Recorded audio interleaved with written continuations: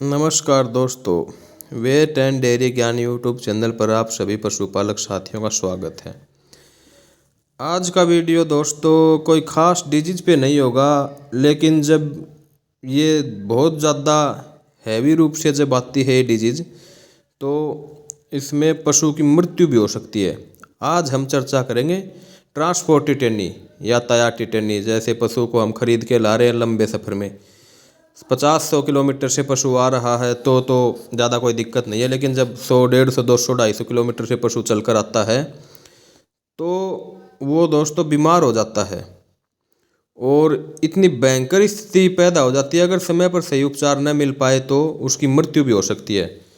तो इसमें यातायात टिटेनी बोल दो, ट्रांसपोर्ट टिटेनी बोल दो, इसमें एक तो जैसे लंबे सफ़र में अगर पशु को लेके आना है 250, 300, 500 किलोमीटर से, तो उसको जब गाड़ी में बिठाया जाए, ट्रेन में बिठाया जाए, तो उससे पहले उसको ज़्यादा खिलाना पिलाना नहीं चाहिए। उसको नॉर्मल खिलाना पिलाना चाहिए, उसकी 50% डाइट ही खिलाकर उसको बिठाना चाहिए। और उसके बाद जब वो अपने अगले स्थान पे पहुंच जाता है तो वहाँ पहुंचने के बाद भी उसको एकदम से ज़्यादा खिलाना पिलाना नहीं है। बहुत से साथी गलती कर देते हैं, उसको लाते ही चारा तो जैसे वो इतनी दूर से चल के आएगा तो बहुत कम पशु हैं जो चरेंगे, बाकी चरेंगे नहीं, लेकिन पानी पिला देते हैं तो पानी उसको दबा के पिला देते हैं, पूरी मात्रा में एक्सेसिव अमाउंट में उसको पानी पिला देते हैं। उससे वो एकदम अकड़ जाता है, शरीर बैठ जाता है, खड़े रहने की हिम्मत नहीं होती, कपकपी हो जाती है पशु में। और जैसे सर्दियों का टाइम है, सर्दियों टाइम में तो बहुत जल्दी न्यूमोनिया होता है, तो उसको न्यूमोनिया हो जाता है और अधिक हालत ख़राब होने के बाद पशुओं की मृत्यु हो जाती है। तो यातायात टिटेनी में दोस्तों हमें क्या करना चाहिए? एक तो आपको बताया कि उसको लाने से पहले ज़्यादा चराना पियाना, पेट भर के चरा के पिया के नहीं लेके आना चाहिए, और अपने जिस स्थान पे उसको पहुंचाना उस स्थान पे पहुंचने के बाद भी उसको ज़्यादा खिलाना पिलाना नहीं चाहिए। उसके साथ उसको कोई भी जैसे अपने ले आए लंबे सफ़र से पशु को, तो उसको एनाल्जेसिक दवाई ज़रूर दें।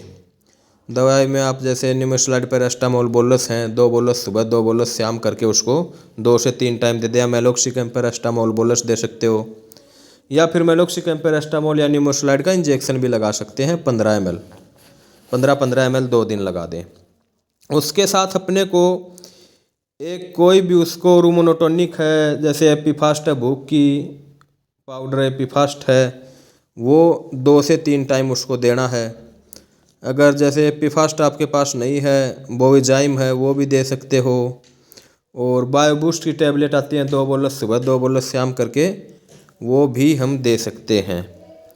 ये तो हो गया दोस्तों जब पशु नॉर्मल है, ज़्यादा कंडीशन ख़राब नहीं है। तो अगर पशु की कंडीशन ज़्यादा ख़राब हो गई, ताज़ा ब्याया हुआ है, वो लेट गया, शरीर अकड़ गया, उस स्थिति में दोस्तों उस पर आपको फ्लूइड थेरेपी करनी पड़ेगी। वहाँ पे उसको आपको कैल्शियम बोरोग्लूकोनेट की बोतल है वो चढ़ानी पड़ेगी। और कई बार ये कंडीशन भी आ जाती है, 1 बोतल नहीं 2 बोतल भी लगानी पड़ सकती है। लेकिन जब आप 2 बोतल लगाते हो तो आपको ये बात ध्यान में रखनी चाहिए दोस्तों कि आपको 1.5 बोतल आईवी और आधी बोतल लगभग 250 ml आपको सबकट चमड़ी में लगानी चाहिए।